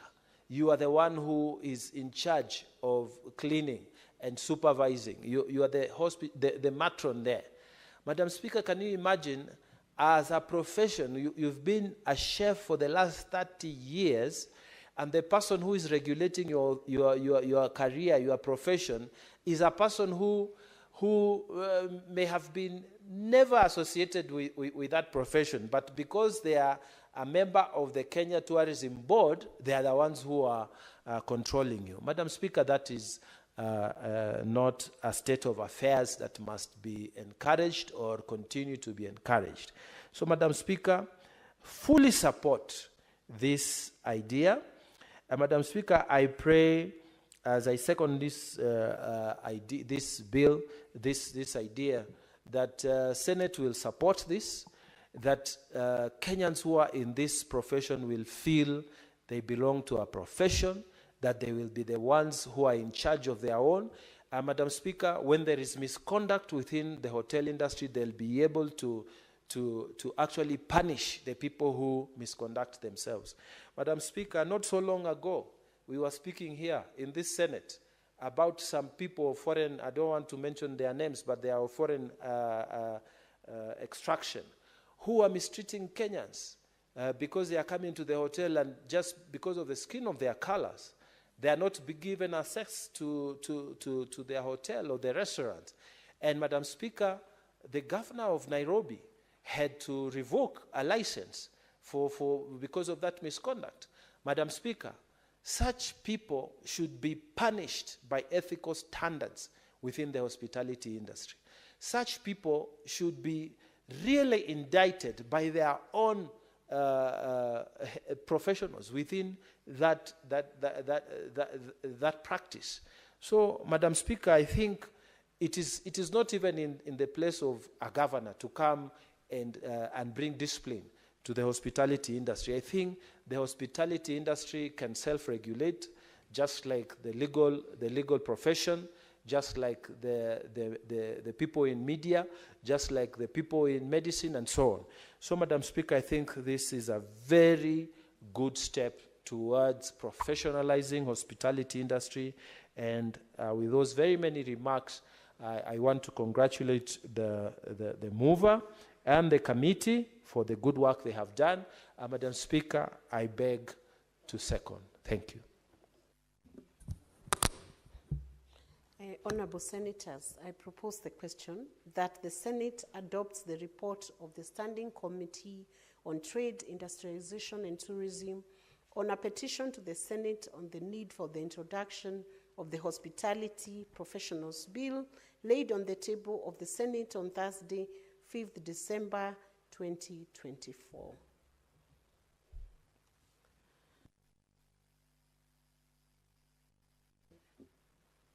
Senators intending to contribute to these motions. Senator Karen Nyamo.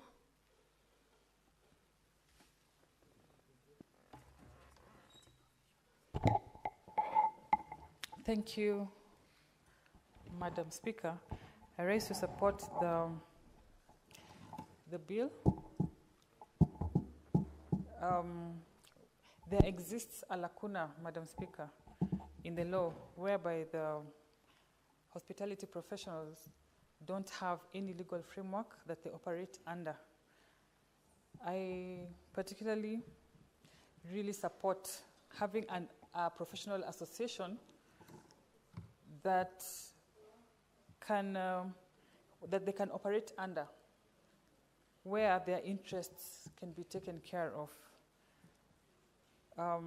It is actually very interesting that all this time they have been operating without an association, given the fact that they really contribute significantly to our economy and to the GDP in the country. Madam Speaker, this legislative proposal is an excellent one in my view, and I support. With those few words, I support, Madam Speaker. Thank you, Senator Nyamo.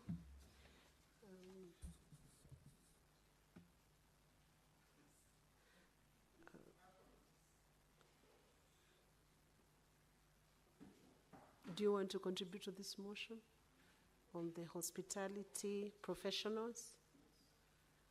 You may proceed, Senator Dan Manzo.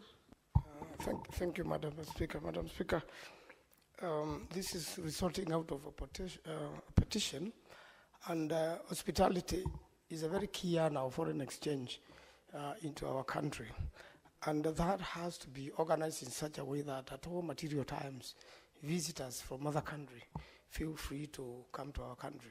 Madam Speaker, at some point, there's a time we had a little bit of political turmoil, and a lot of people had booked hotels, cancelled, and flew to Seychelles instead of coming to our country. And therefore, owing to the petition, then that will end up into a bill, and we'll be able to put a framework whereby at all material times we vitiate factors which make sure that people do not visit our country. Therefore, we have to maximize on how hospitality is run in the country so that there is fair competition and that at all material times visitors feel welcome to our country so that we can continue earning foreign exchange and our country as a destination becomes more and more popular. I thank you, Madam Speaker. I support. Thank you, Honorable Senator. Now, I will call upon the mover of this motion to reply. Senator Essie, can you read? Thank you, Madam Speaker. I want to thank Senator Mungatana for seconding this motion and for also taking his time to actually this moment to just support work that is aimed at helping Kenyans.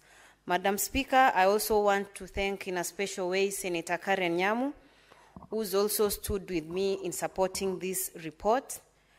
And finally, thank Senator Maanzo for also supporting this report. Madam Speaker, I wish to actually also comment briefly by saying that when the petitioner actually came to the committee with this proposal, we actually saw a good opportunity to actually help them have a legislative proposal that is actually going to assist, because we very well know that the hospitality industry is very critical in this country. Just early in the afternoon, we had allegations being raised through a statement on issues of discrimination, injustices in the hotel industry generally. So, Madam Speaker, maybe had we had such a legislative proposal, most of these issues would have actually been tackled and highlighted under it. Professionals in this area will also be safe to operate, because different professionals in this country have their associations under which they also belong. So let the hospitality professionals not be the only ones who are not actually falling in place, so that they miss out on issues to do with licensing, training, education, and just having frameworks that will ensure they are operating in a manner that suits them and the public, Madam Speaker. So, Madam Speaker, I beg to reply. And at this point, pursuant to Standing Order 66.3, I request that putting of the question be deferred to another day. Thank you. Thank you, Senator Okenyuri. The putting of question is deferred to the next sitting of Senate. I will now reorganize the order paper and request the clerk to call out order number 14. Order number 14, motion, report of the Standing Committee on Agriculture, Livestock and Fisheries on a petition to the Senate regarding the catastrophic maize diseases that farmers in Bomet County have endured for the last 12 years.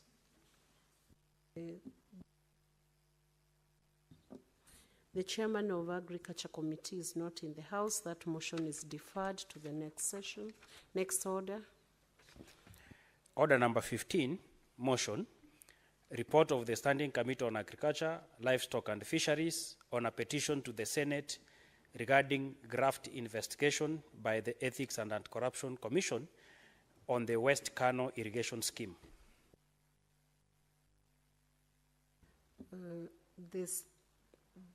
The chairperson of the Standing Committee on Agriculture is not in the House, so the motion will be deferred to the next sitting of the House. Next, we will reorganize the order paper and call out order number 18 to 23. The order 18 to 23 are deferred to the next sitting of the House. Honorable Senators, there being no other business on the order paper, Senator Karen Nyamu, you should be on your feet. The chair is on the feet. Honorable Senators, there being no other business on the order paper, the Senate stands adjourned until tomorrow, Wednesday, 5th March 2025 at 9:30 a.m. Thank you.